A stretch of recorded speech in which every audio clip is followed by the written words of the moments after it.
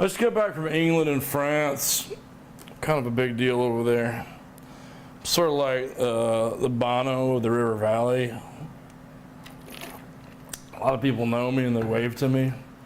They don't give me free stuff or anything, but you know, they smile and they wave. Of course, I'm on the street corner with the Little Caesars sign, so a lot of people wave, you know.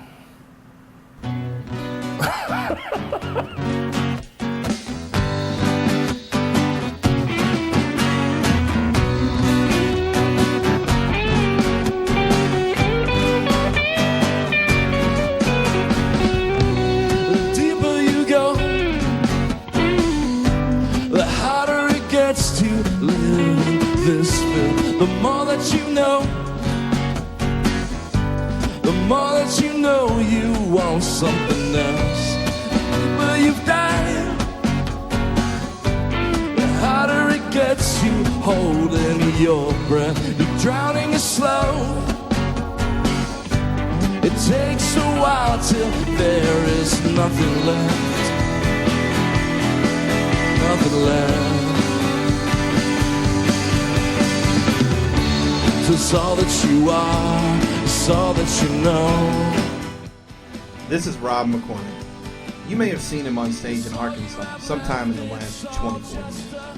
His band, Some Guy Named Rob and the Irresponsibles, have played about every dive, pub, and pavilion, from Texarkana to Jonesboro.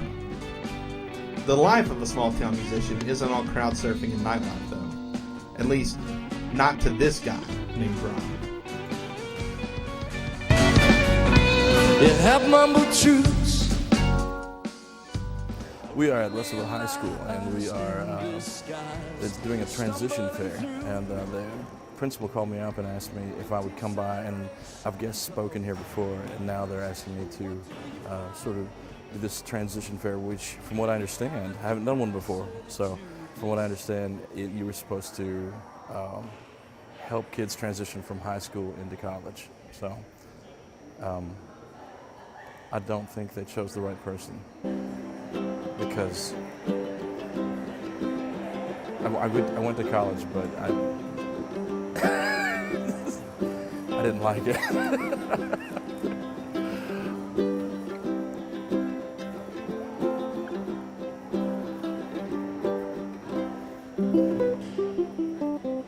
I'm going to tell them not to do it.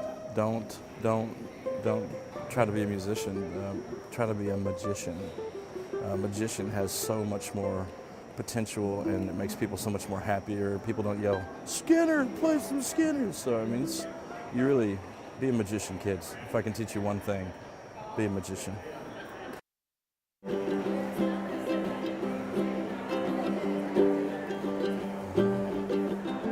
I think maybe they just want to show that there are some different areas that you can go into. It doesn't have to be just medical or just teaching, which a lot of people tend to do. That if you think outside the box and maybe you rebuild the model for whatever area that you're living in, you can actually be successful doing something that you love.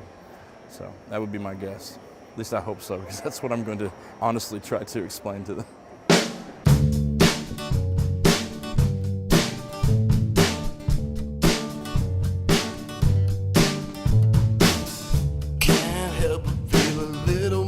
Sad tonight, the way it's looking is gonna be a bad fight.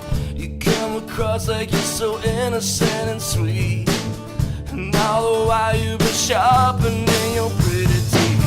But hey, you need to learn to shut up. And if I try real hard, I could ignore all the bad stuff. It comes, it darts out from your pretty mind. Find me somewhere between insecurity and doubt. It takes a special kind of person to make a living as a singer-songwriter. Rob wasn't always in such high demand for speaking engagements. Sometimes he wasn't in demand at all. First concert was, I don't remember the year, I was 16 years old, and it was in Clarksville. It was 400 screaming girls at a youth camp, and so it was the ideal gig, because I mean, come on. What's better to a 16-year-old boy than 400 screaming girls? We played, I think I can almost remember the playlist. We played All on the Watchtower. We played Boys Don't Cry by The Cure. Oh, what else did we play? Should I Stay or Should I Go by The Clash. And there was another one. I think we played an original song. Yeah, it was the band Sympathy was the name of the band. The only band that I've ever been in aside from some guy named Rob. The truth of the matter is that whenever I was younger, I tended to, I was just really self-consumed, like a good lead singer is, just completely selfish and self-centered, and eventually everybody in the band just got tired of playing with me. We went through like 15 different members, and I mean, you're always going to change some members, but I think when we reached 15 members, it was like, okay, the problem is probably not everybody else, the problem is me. So I took 2 years after the last 2 band members left me and they pretty much just told me, they're like, it's not us, it's you. And they were right. I was really hard to get along with, so I took 2 years hiatus from a band and just wrote music in my parents' basement, and that was really healthy for me.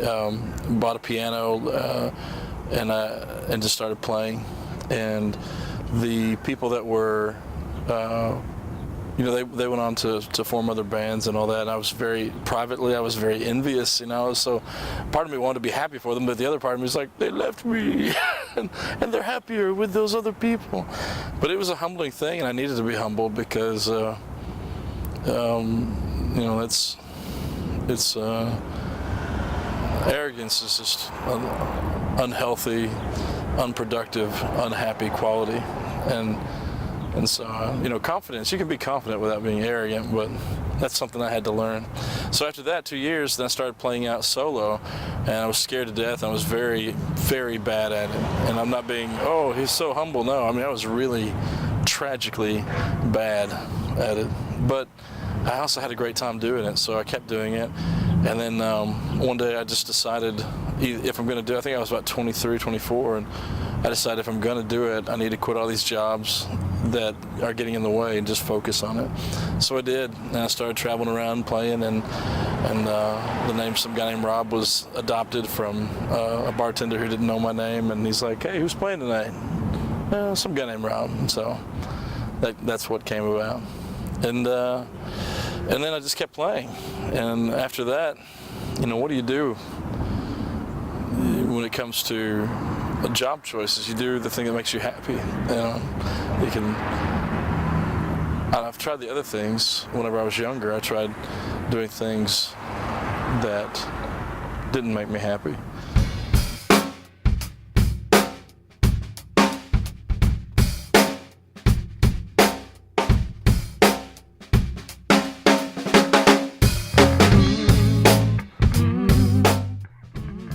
Not every concert can be a sellout in front of a rabid fan base.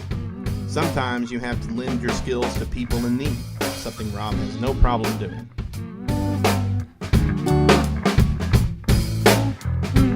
Hey, at the fun fair for one of Russellville's smallest elementary schools, and a lot of the bigger ones, they've got the money that already comes in, and these guys are just kind of like, they do the best they can every year. So when they asked me to come, I was like, yeah, I'd love to do it. So I'm just gonna go play some fun songs, might get the Hokey Pokey out and Brown Eyed Girl, harmless stuff. I'm not gonna drop any of my heavy singer-songwriter stuff on them tonight. Tonight I'm just gonna be Mr. Let's have fun. So. If I had my say, I wouldn't say much at all. But if I had my way, I put some music back on MTV. And if I had my say, all you see is an empty screen. Yeah, yeah, yeah, yeah, yeah.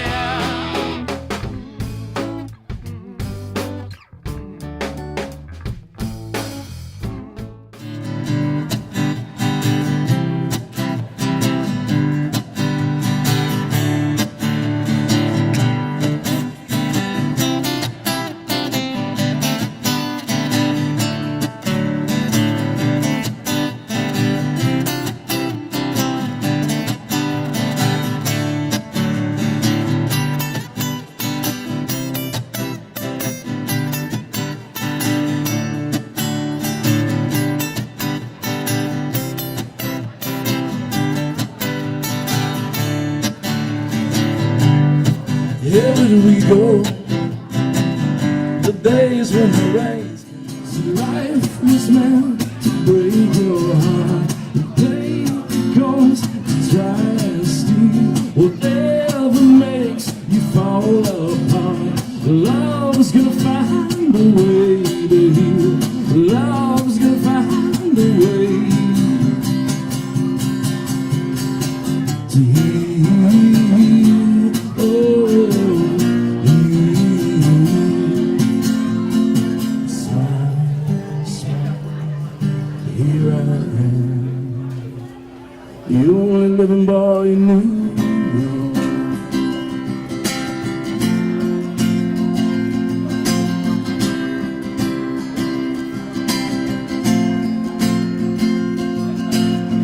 All the time I'm gone, I don't know where, I don't know where.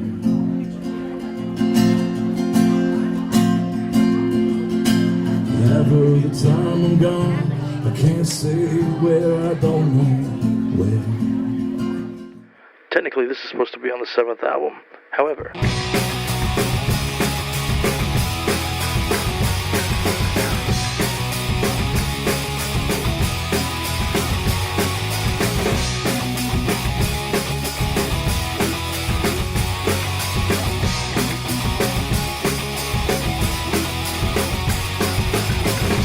another room, another dance.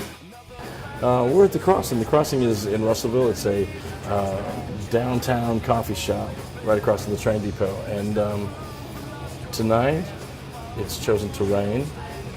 And so we're expecting 3 to 6 people to show up. And we're going to rock it out as if it were 3 to 6,000 people. Where you could stay, another smile, another two. Still can't laugh, I still can't feel so cold. I cannot move my hands so numb, I'm sure you understand. I lost a girl and go my past, I still can't move my feet, my hands, my eyes, my toe, my ears, my nose, my arm, my leg, my feet, my toes. So much I can't keep up with you as if I ever really, really could. Sometimes you're down, sometimes you're out, and sometimes you can't figure out what it's all about. Sometimes you're alone when the day is hard, but when the world is cruel, babe, I know who you are. See, life was meant to break your heart. Pain it comes to try and steal whatever makes you fall apart. Love's gonna find a way to heal. Love's gonna find a way to heal. Oh, heal. When you're a dad and you're trying to do all this stuff, sometimes the sound checks or maybe the merchandise getting set up exactly how you like it or all that kind of stuff takes a second place to getting pillow slapped from your daughter. Or your son, if he decides to join in, which he did. But what I did was I snuck in his game of Minecraft and put it from peaceful mode to warrior mode. And so that, he's like, no, Dad, don't do that. And then he was off to the side, and then I was like, haha, and then she punched me in the face. I won. The pain that comes to try and steal whatever makes you fall apart. Love's gonna find a way to heal. Rob's family is at the show tonight. It's a unique thing for kids to grow up watching their dad on stage. Rob and his wife, Jerry, have been together for quite a long time, at least according to Rob. I met Jerry in kindergarten. I walked in, looked around for the perfect wife, and she was not there. And 3 days later, Jerry walks in to the kindergarten class, and I'm like, yes, she will be mine. Rob has it in his head that I was late, like 3 days late arriving in kindergarten, but I know I was there before, probably the third. I was there the first day. He recalls it where I came like the third day and I walked through the door and he saw me there, but I probably don't remember the very first day I met Rob in kindergarten, but I do remember playing with him on the playground and eating with him at Thanksgiving meals and things like that, going to get milk at the lunchroom with him. Decided that I would wait 6 years to be respectful, and then ask her to be my girlfriend in 5th grade. And then I sent her a note that said, do you like me? Check one, yes or no. She sent it back with yes, checked, and circled twice, which to me was the beginning of our engagement. Yeah, and then 2 weeks later I saw her on the swing sets with another boy, whose name I'll leave out of this, but I still know his name, and I know where you are. Romance is dead. I will sing you off to sleep. It took a while after the swing set incident, but eventually Rob and Jerry were married. Jerry works as a registered nurse at St. Mary's, where, like with music, schedules are hectic. Well, initially she had worked nights whenever, we first got together, and I worked nights, so it worked out pretty well. We both be tired during the night and we'd sleep during the day. And the hard part was whenever we got pregnant, and then we realized that something was going to change because the first year she was working nights, feeling incredibly guilty for having to go away from her, her son Isaac, and I was feeling incredibly overwhelmed by having to stay at home. And everything changes when you have a child, but suddenly you're at nighttime, the worst time, the most frightening time. You're by yourself with this infant, and you've never been by yourself. All you know is you love it and you don't want to break it. Rob, he's an anomaly. I mean, he's a great father, he's a great husband, and he's a rock star. I don't know. Usually those three things don't go together. I mean, great husband, great dad, but in my mind, a rock star's never home, or somebody with a music career, they're never home. They're always focused on music, or, the family seems to come second, but that's not the case with Rob. Family's first always, and even though he does travel a lot, he is home a lot. He may take off, he'll be gone Friday night and Saturday night, but he's usually home Sunday morning, ready for church with us. I mean, that's never going to be compromised. He's always making sure he has time with us. That's really important to him. So you take time for what's important to you, and Rob takes time for his kids and family. Throughout all of it, I've kept the priority that, and it's always been, it has to be God, wife, children. And I think that, and some people may not like that they separate the wife and children, but, the children grow up, your wife is going to be your best friend, forever. And so, and your relationship with God is going to dictate, every other relationship you have. So with me, I look at it like I need to prioritize and make sure that everything is in the right order. Because if I'm not taking care of her, then that's going to trickle down to them. And if I'm not taking care of her and them, then that's going to trickle down. But if I'm not taking care of my relationship with God, then that's going to affect everything I do or don't do. So I try to just to be, and I'm being authentic here, just like to be authentic and say, okay, I've had too much and I need to step down from maybe leading worship this week, or this is a good gig, it's offering me good money, but it's also on my daughter's birthday, so I'm going to have to say no. So just keeping priorities and making sure that they know, not just that I do it privately, but that they know doing it, specifically to make sure that they're going to be taken care of. Rob will be gone for 2 nights, but that's about it. After that, he's like, okay, you guys are coming, we're going. He'll plan something we can all go to, like a crawfish boil that he's getting paid as a private party, and one of the deals is I get to bring my family, so we'll go with him.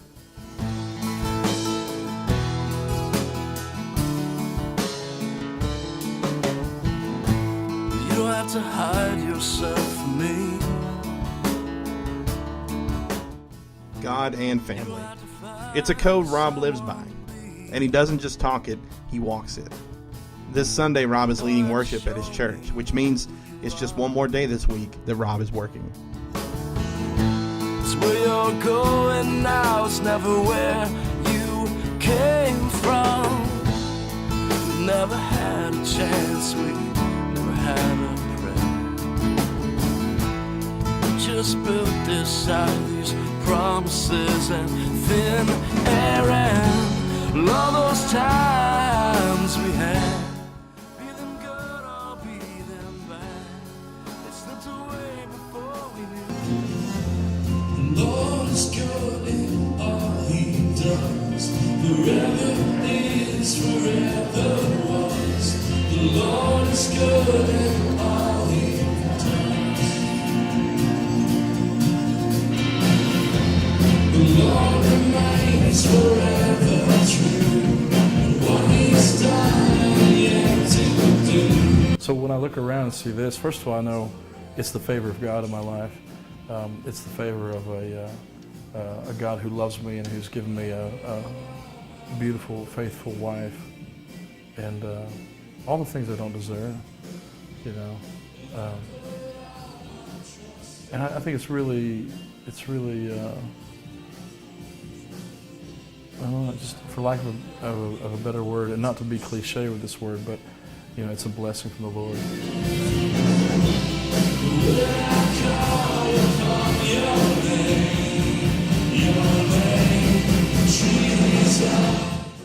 The Bible says, delight yourself in the Lord, and He will give you the desires of your heart. And so I look at Jerry, who was my little first girlfriend.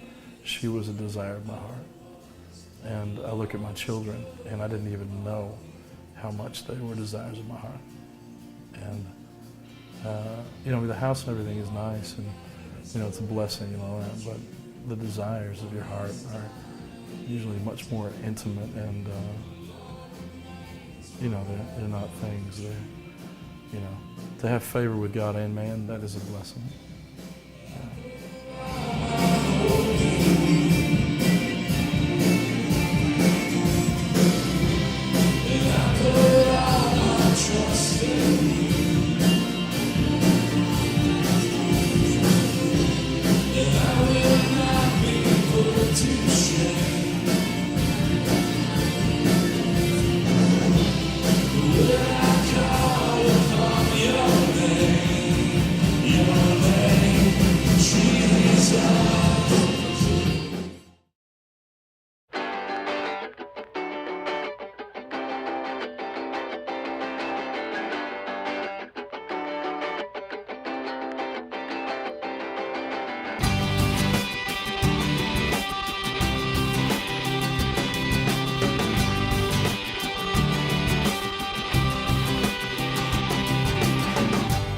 She said, don't call me then. Rob is in Fort Smith tonight playing a gig at the Upscale Movie Lounge. It's a bit of a step up from Dwight Elementary. We are at the Movie Lounge in Fort Smith. Really cool place. Woke up and I made sack lunches, and then I drew on each sack lunch, like, you know, we watched Lord of the Rings last night, so I drew Bella as an elf and Isaac as like Legolas, and then did all the pictures on the lunches, and then drove to Little Rock to have a field trip day with my daughter Bella, and we had a great time. We love the otters. She's, you know, we were singing "That's my otter in the water, everything she knows I taught her," and did that. Went around, stopped in Conway for some wings, and then dropped her off. I believe I kissed my wife. I kissed somebody that looked like my wife, and then headed to Fort Smith to set up. And then tonight we play till 11, tear down, and praise God, hopefully make it home and see if my wife's asleep on the couch. Tomorrow I've got 3 gigs, and starting at 11 o'clock, 1 o'clock, and 6 o'clock at night. And so those days are long. And then I've got Easter the next day, so I'll be at church, you know, from 7:30 or 8 o'clock in the morning till 1 o'clock in the afternoon, or at least 12:30. No, because they're having a fish fry after. So yeah, it's going to be, yeah. It's a long weekend. Yeah, but I mean, you know, everybody works weekends. At least I'm doing what I love, you know.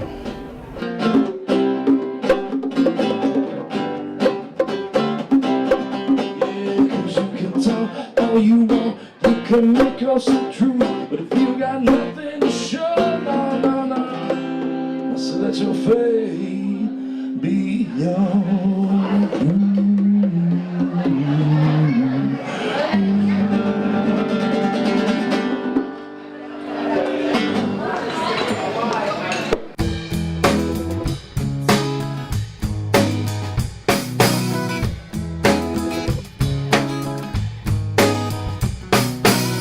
Wise men would know when to say thank you, but I've had my fill and let you push me away. Still you're my favorite pill that I would take when I'm down, down on my luck, down on my will, down on my knees, down on the floor, hanging by my windowsill. So this is today, stitched by the hem of your voice. Careful what you might say, regrets the benefit of choice. Could we go back to the days we could hang with the boys? Lovers love, fighters fight. Come on, let's go make some noise. And if I say I don't miss you, know it's a lie. Russellville, Arkansas, home of the Cyclones, Corliss Williamson, and some guy named Rob, the true Russellville celebrity. It seems like everyone you meet has a story about Rob. I've known Rob for about 3 years. Oh, I guess it's been about 10 years ago. I was his first student at the Music Center on South Arkansas. Well, I guess I had seen him around in church and around, live music venues around town, and had met him, and actually we got together to sort of just goof around and play music together, see how it would go, see if it would flow, see if it would click, before we actually went out to try to make some effort to play some live music together. And then eventually we did, and we've played all over the state of Arkansas, everywhere, all points in between, and it's just been really good. And over the years, through the common link of church and playing all the music, we've become really good friends. We're really brothers. I had kind of heard of his name before because I am from Arkansas, or I'm from Fort Smith, so I'd kind of either read his name in the paper or heard, but I'd never heard him play. And I remember him saying once that he got more pleasure sometimes out of playing for kids or at church than he did for like thousands of people. And I would see people just gravitate towards him, and I remember some years ago when my mother died, I called him on the spur of the moment and said, could you come and play just one song? And he dropped everything he was doing, even though he had a full day of playing and driving, and came and played a song that he wrote, a song he had written for his mother, who had passed away some years before that. So he just makes the world a better place. Yes, absolutely. Long answer to a short question. He is Russellville's finest celebrity. When you're young, you want to get out of Russellville. That's what every young kid, oh man, nothing to do in Russellville, I hate Russellville, I can't believe it, And when you're young, that may even be true, but I think and that's what I encourage people to do. It's like, what's in Russellville, go find out what's in the world, Russellville is going to be here, and it changes, but it's a slow change. So, but what I've come to do is I've come to travel the world and look around and say, okay, like somebody asked me the other day, they're like, if you could live anywhere in the world, where would you live? I'm like, I can live anywhere in the world. What are you talking about? You can live anywhere in the world, Sometimes you're down, sometimes you're out, and sometimes you can't figure out what it's all about. But I've chosen Russellville, though, because of all the places I've been to, and it may be because I was raised here, but of all the places that I've been to, it feels the most like home, and I want to raise my kids in an environment that still feels, there's bad things that happen, everywhere, but this still feels like a safer town. It feels like a smaller town, like a hometown. Makes you fall apart. Love's gonna find a way to heal. find a way to heal. Oh,